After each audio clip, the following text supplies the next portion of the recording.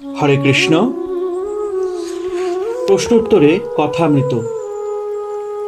আজকের প্রশ্ন, ভক্ত ঠাকুর শ্রী রামকৃষ্ণ পরমহংসদেবকে প্রশ্ন করছেন, কপট সাধনাও ভালো কেন?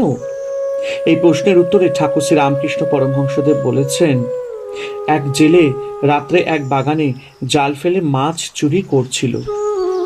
গৃহস্থ জানতে পেরে তাকে লোকজন দিয়ে ঘিরে ফেললে। মশাল টশাল নিয়ে চোরকে খুঁজতে এলো। এদিকে জেলেটা খানিকটা ছাই মেখে একটা গাছতলায় সাধু হয়ে বসে আছে। ওরা অনেক খুঁজে দেখে জেলে টেলে কেউ নেই, কেবল গাছতলায় একটি সাধু ভস্য মাখা ধ্যানস্থ। পরদিন পাড়ায় খবর হলো একজন ভারী সাধু ওদের বাগানে এসেছে। এই যত লোক ফল ফুল সন্দেশ মিষ্টান্ন দিয়ে সাধুকে প্রণাম করতে এলো। অনেক টাকা পয়সাও সাধুর সামনে পড়তে লাগলো।